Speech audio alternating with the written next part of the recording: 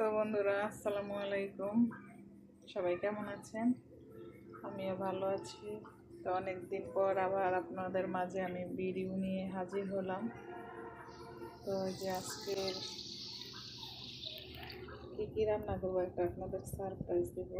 তো এখানে মিষ্টি কুমড়া আছে, আর এই যে এখানে পানি নিচ্ছি, আর এই যে এখানে কিছু শাক পাঁচমিশালি এগুলো ভাজি করবো।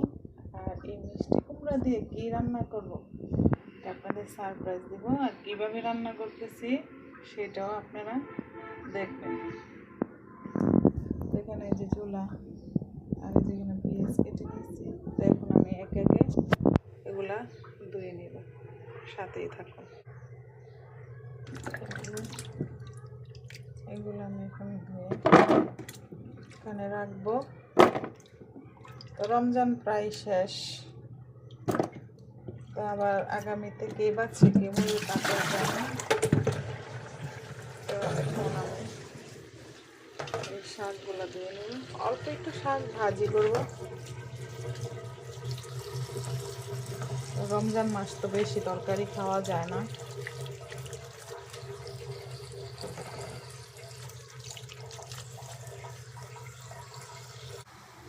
তো এই যে আমার শাক আমি একটু সিদ্ধ করে নিব, তারপর তেলে বাগার দিব।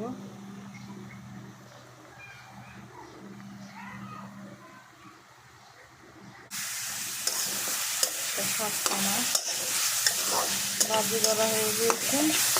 তো ইফতারের টাইম হয়ে যাচ্ছে, আমি এখন ইফতারের জন্য ইফতার তৈরি করবো। তো তরকারিটা আমি একটু পরে রান্না করবো, কারণ সময় ইফতার তো আর আমরা খেয়ে ফেলবো, আর তরকারিটা খাবো সময় দিয়ে তারপরে গেলে ফেলে দিতে না। এখন শাকটা নামায় আমি এখন আমাদের ইফতার তৈরি করবো।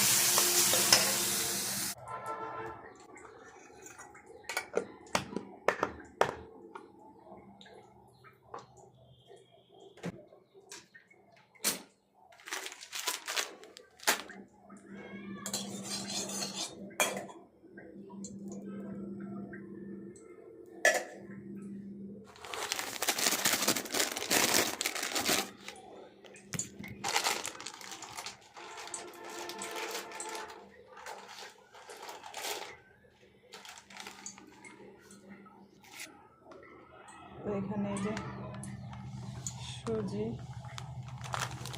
তো প্রতিদিন তো আর আমরা ভাজা পোড়া খাই না, ভাজা পোড়া অনেক কম খাই। তো এই যে এখানে সুজি ঢেলে নিলাম।